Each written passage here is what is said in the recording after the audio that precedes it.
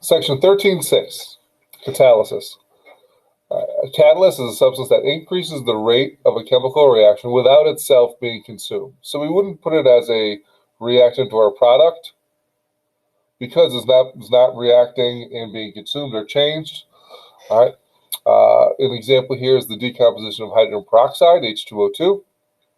If you add manganese dioxide, it greatly increases the rate of our reaction, the decomposition. And after the reaction, we still have MnO2. What we could do is put it above the yield sign so that we know that it's present, but it's not a reactant or a product. Right? Now that we're looking in terms of kinetics, how do catalysts actually work? What they do is they change that reaction mechanism. So thinking about that reaction mechanism, that slow step, that rate determining step, that usually has the highest activation energy. And so if we could change that and lower that activation energy, we can get that reaction to speed up. So we change our reaction mechanism and we end up with lower activation energy. So the reaction proceeds faster. All right. Oftentimes you'll see this like double. I don't know why they do that.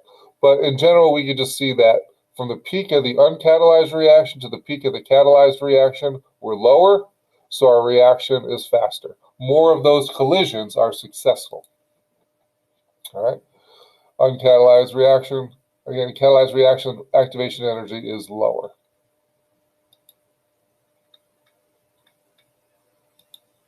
Okay.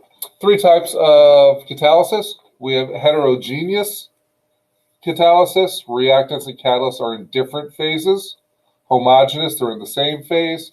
And then we have enzyme catalysis, which is biological catalysts.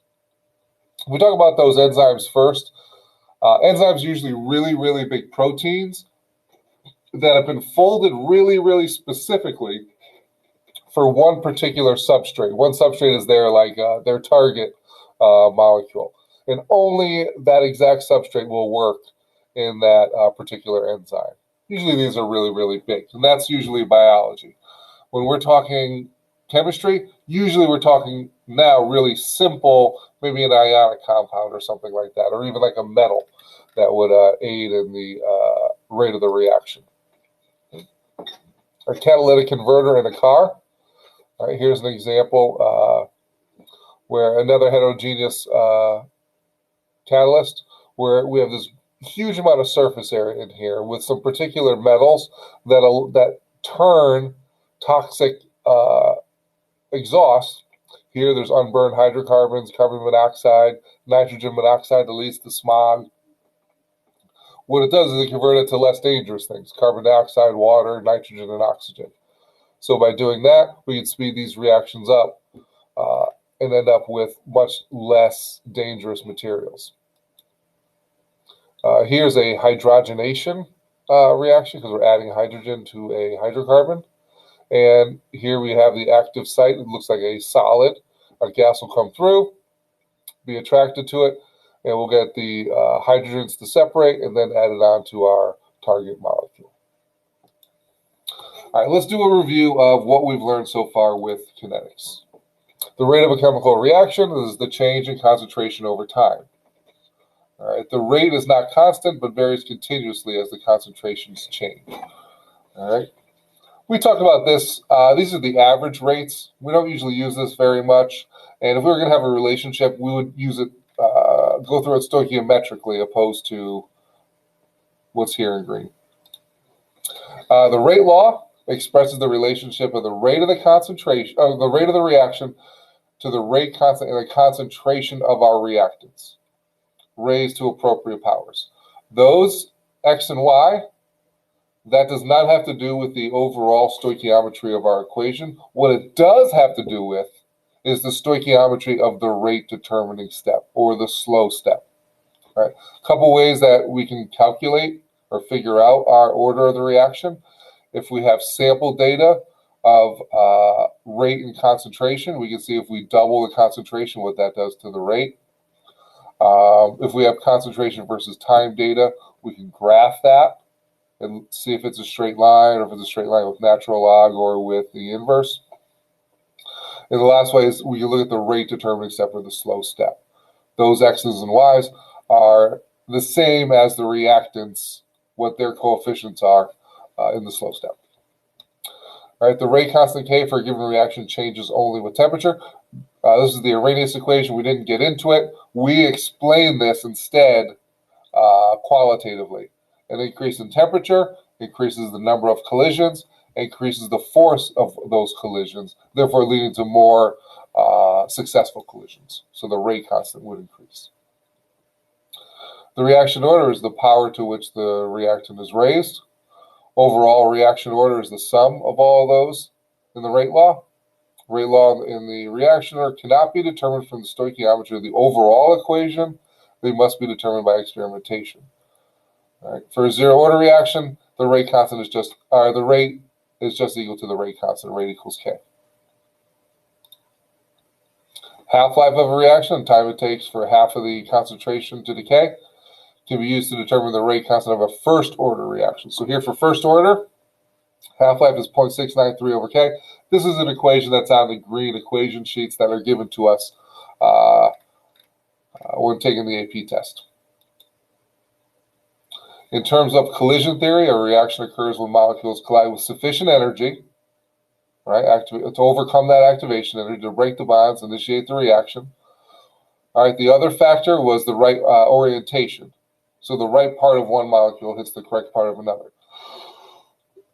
The rate constant and the activation energy are related by the Arrhenius equation. Again, we're not going to use the Arrhenius equation. Instead, we would just use that qualitatively. 7, the overall balanced equation for a reaction may be the sum of a series of simple reactions called elementary steps. The complete series of elementary steps for a reaction is called the reaction mechanism, right? If we add up all the elementary steps, we get the overall balanced equation. If one of those steps in the reaction mechanism is significantly slower than the others, that's our rate determining step. And when we plug in our values, we can calculate our order of the reaction in our rate law by looking at the stoichiometric coefficients in the slow step. We have to be told that it's the slow step to know which step is slow. 9, a catalyst speeds up a reaction, usually by lowering our activation energy, changing our reaction mechanism. All right, our catalyst goes in and comes out the same way, so it can be recovered and used again. Enzymes are the catalyst in living systems, like we said earlier. Generally, these are big proteins for enzymes. All right, so our reaction rate, we can see how, like here, as A changes, B is going to change twice as quickly because there's, for every one A that decomposes, 2 B's form. A, its rate would be a negative value because it's being consumed as B is being produced. Rate law, again, that has our rate constant, and concentration of our reactants in it. For first order reactions, rate equals K times the concentration, okay? If I was given concentration and time data, right, concentration and time data, and I graphed it, I would see a nice smooth curve of it decreasing. If I took the natural log of concentration versus time, I would get a linear plot, and that proves that I have a first order reaction. If I just had data of concentration versus time, and I took the natural log of concentration versus time and it was linear, I know that that is a first order reaction and the slope is my K value. All right, half-life there, again, a value that was given. These two equations will be given to us on the AP exam, or a form of them, I should say. Second order reaction, all right, here we're thinking inverse. Inverse of A versus time is a straight line. Slope is related to the K value, or rate constant. All right, 1 over A equals 1 over A naught. That O is the original concentration, equals KT. And the half-life of these are based on what the original concentration was. First order reaction is independent of concentration. Instead, it's just based on the K value. Here, it's based on the K value and the original concentration. Zero order reaction is pretty simple. Rate equals K, right? If we just do a concentration plot of concentration versus time, that's linear already. We don't have to do anything else with it.